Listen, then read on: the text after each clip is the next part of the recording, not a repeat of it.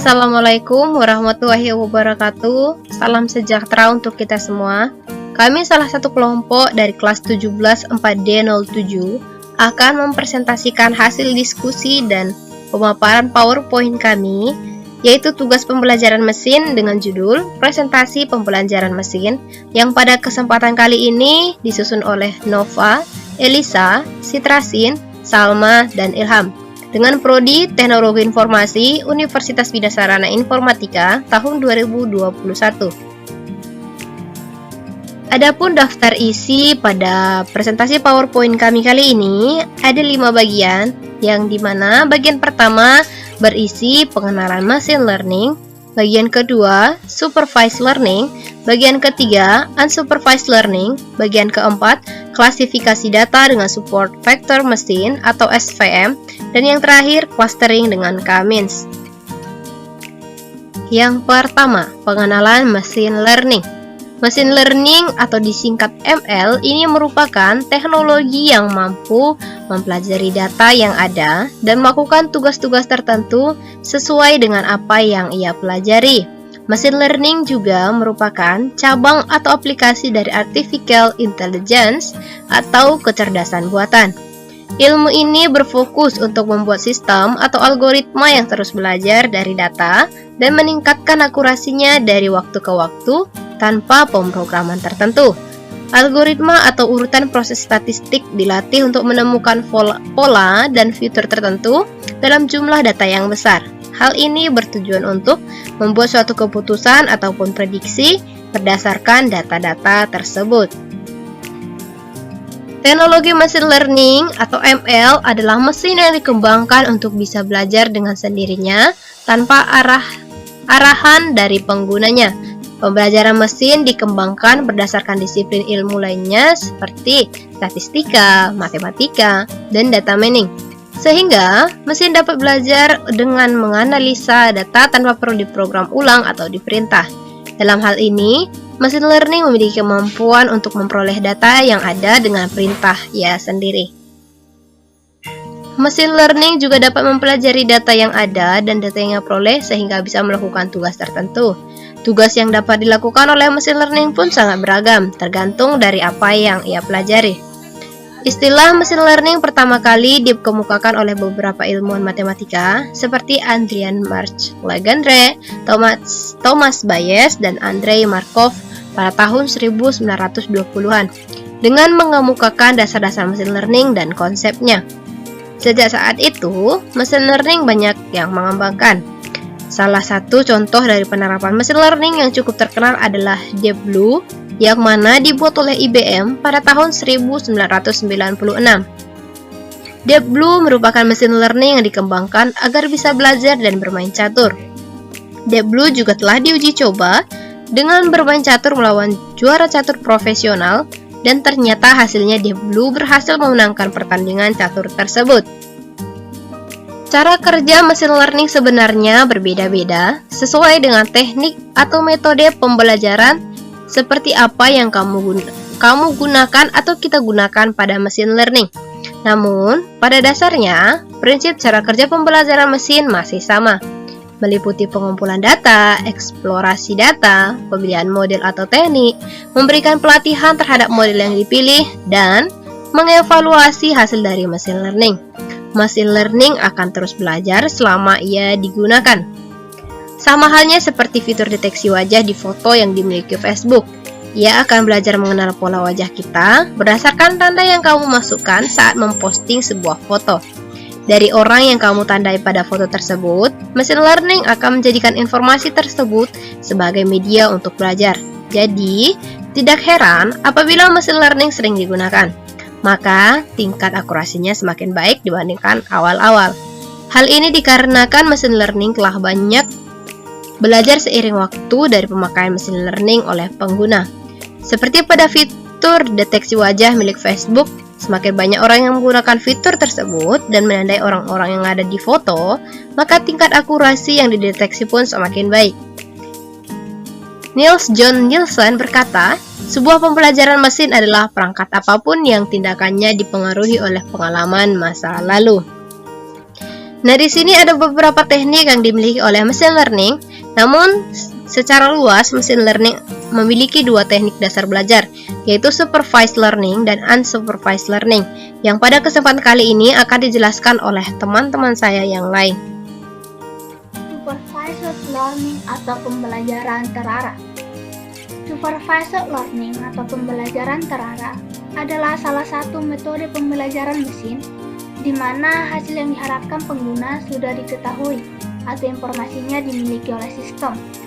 Metode pembelajaran ini bekerja dengan memanfaatkan kembali data-data dan hasil output yang pernah dimasukkan oleh pengguna atau dikerjakan oleh sistem sebelumnya.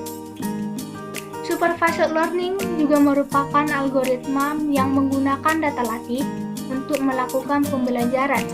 Data latih yang dimaksud adalah data yang sudah memiliki label, dengan tujuan agar mesin mampu mengidentifikasi label yang baru menggunakan fitur untuk melakukan prediksi maupun klasifikasi. Secara umum, supervised learning memiliki 3 pokok, yaitu yang pertama, input raw data, yaitu input atau masukkan data ke dalam mesin. Yang kedua, model training. Pada tahap ini, mesin akan memproses data-data, dan di sini juga memiliki supervisor yang berfungsi untuk memberikan data latih dan output yang diinginkan oleh mesin dan menggunakan algoritma tertentu, dan selanjutnya akan diproses. Yang ketiga, output, merupakan model yang terlatih.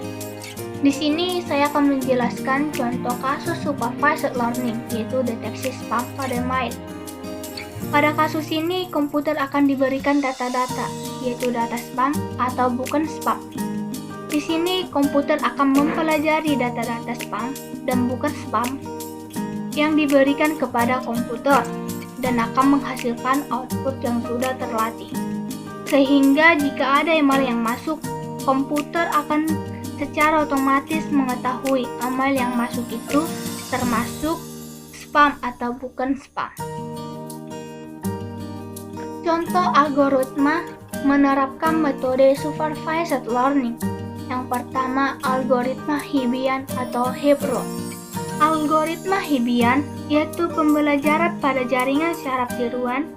Algoritma ini dapat mencari nilai bobot peran dari masing-masing input. Yang kedua, algoritma perseptron. Algoritma perseptron yaitu algoritma yang berbasis jaringan syaraf yang dapat digunakan untuk pengambilan keputusan. Yang ketiga, algoritma Adalin. Algoritma Adalin adalah algoritma yang digunakan untuk pengenalan pola karena merupakan perbaikan dari metode perseptron. Yang keempat, algoritma Boltzmann. Algoritma Boltzmann merupakan algoritma pembelajaran jaringan syaraf tanpa pengawas atau unsupervised learning yang hanya terdiri dari 2 lapisan, yang visible layer dan hidden layer. Kemudian yang kelima, algoritma Hopfield. Algoritma Hopfield ini yaitu metode jaringan syaraf tiruan yang terhubung penuh atau full connected, yaitu setiap unit terhubung dengan unit lainnya dan memiliki bobot yang simetris. Yang kelima, algoritma backpropagation atau algoritma perembatan. Algoritma backpropagation ini yaitu melakukan pembelajaran terarah pada jaringan syaraf tiruan untuk mencari beban pada setiap neuron yang menghasilkan nilai kesalahan seminimal mungkin melalui data pembelajaran yang diberikan. Algoritma supervised learning juga digunakan untuk menyelesaikan masalah atau persoalan yang terkait dengan classification atau klasifikasi. Classification ini memberikan label pada setiap sampel dengan memilih 2 atau lebih kelas atau kelompok yang berbeda. Kemudian regression atau regresi. Regression yaitu mengembalikan target numerik untuk setiap sampel. Kemudian ensemble atau gabungan. Ensemble ini sebagai pencarian solusi prediksi terbaik. dan menggunakan beberapa algoritma untuk pencapaian solusi yang lebih baik juga. Unsupervised learning. Unsupervised learning atau pembelajaran tak terarah merupakan jenis learning yang hanya mempunyai variabel input tapi tidak mempunyai variabel output yang berhubungan. Tujuannya untuk memodelkan struktur data dan menyimpulkan fungsi yang mendeskripsikan data tersebut. Unsupervised learning juga merupakan salah satu tipe algoritma yang digunakan untuk menarik kesimpulan dari dataset. Metode ini hanya mempelajari suatu data berdasarkan kedekatannya saja, atau biasa disebut dengan clustering. Metode paling umum adalah analisis cluster, yang digunakan pada analisa data untuk mencari pola-pola tersembunyi atau pengelompokan dalam data. Unsupervised learning juga merupakan algoritma yang dalam proses belajarnya, algoritma hanya diberikan sejumlah sampel masukan tanpa label. Sehingga algoritma ini tidak ada supervisor atau pelatih yang membantu dalam menentukan apakah kinerja dan output yang dihasilkan benar atau salah. Kemudian ada cara kerja unsupervised learning, yaitu mencari pola tersembunyi dari dataset yang diberikan. Unsupervised machine learning bekerja dengan menganalisis data yang tidak berlabel untuk menemukan pola tersembunyi dan menentukan korelasinya.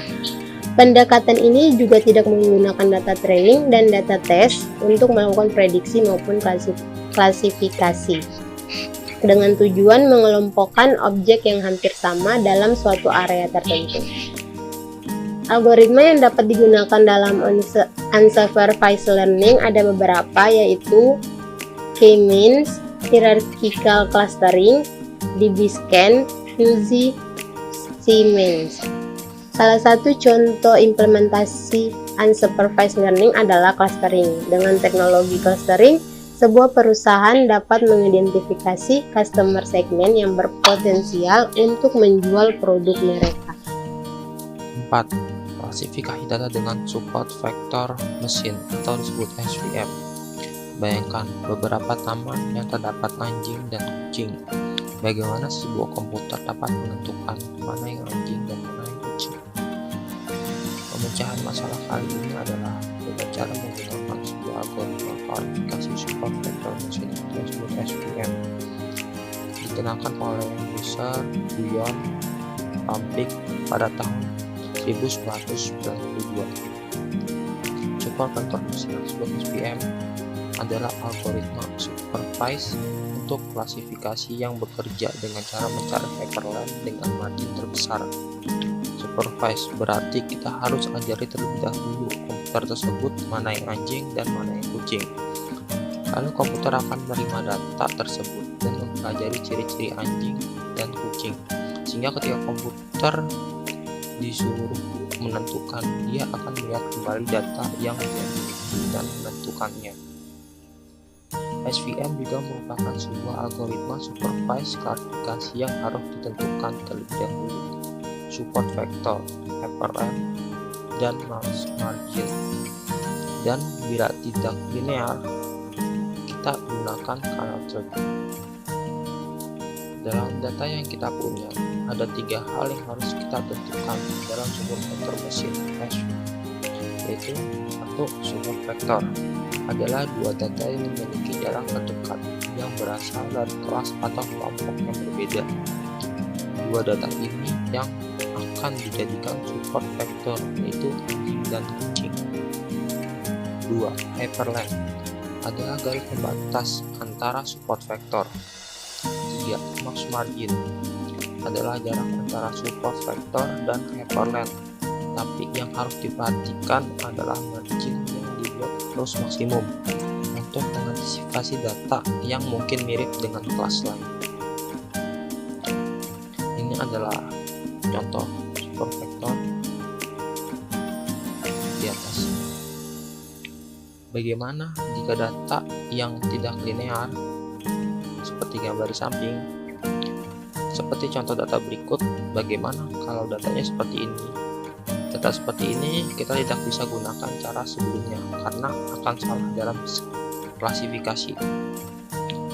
Ada cara yang bernama SVM Kernel Trick, yaitu dengan membuat dimensi baru. Data tersebut akan masuk dalam dimensi baru sehingga kita dapat memberikan batas pada kedua kelas tersebut dengan membuat hyperlink-nya. Kelebihan dan kekurangan dari support vector machine atau SVM.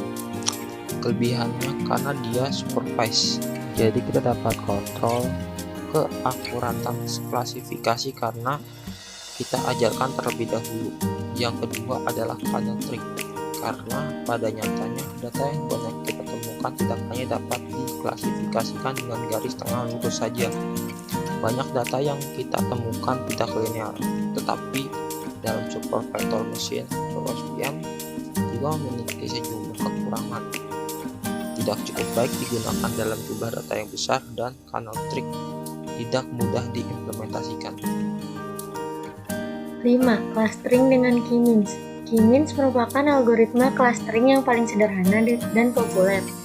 K-means clustering adalah suatu metode penganalisaan data atau metode data mining yang melakukan proses pemodelan tanpa supervisi atau unsupervised dan merupakan salah satu metode yang melakukan pengelompokan data dengan sistem partisi. Terdapat dua jenis data clustering yang sering dipergunakan dalam proses pengelompokan data, yaitu hierarchical dan non-hierarchical. Dan K-means merupakan salah satu metode data clustering non-hierarchical atau partitional clustering. Metode K-means clustering berusaha mengelompokkan data yang ada ke dalam beberapa kelompok, di mana data dalam satu kelompok mempunyai karakteristik yang sama satu sama lainnya dan mempunyai karakteristik yang berbeda dengan data yang ada di dalam kelompok yang lain. Dengan kata lain, metode K-means clustering bertujuan untuk meminimalisasikan objective function yang diset dalam proses clustering dengan cara meminimalkan variasi antar data yang ada di dalam suatu cluster dan memaksimalkan variasi dengan data yang ada di cluster lainnya. Data clustering menggunakan metode K-means clustering ini secara umum dilakukan dengan algoritma dasar sebagai berikut. 1. Tentukan jumlah cluster, kemudian alokasikan data ke dalam cluster secara random. 2. Hitung centroid atau rata-rata dari data yang ada di masing-masing cluster. 3. Alokasikan masing-masing data ke centroid atau rata-rata terdekat. 4. Kembali ke step 2. Apabila masih ada data yang berpindah cluster atau apabila perubahan nilai centroid ada yang di atas nilai threshold yang ditentukan atau apabila perubah nilai pada objective function yang digunakan di atas nilai threshold yang ditentukan. Sekian penjelasan dari kelompok kami, kurang lebihnya mohon maaf. Wassalamualaikum warahmatullahi wabarakatuh.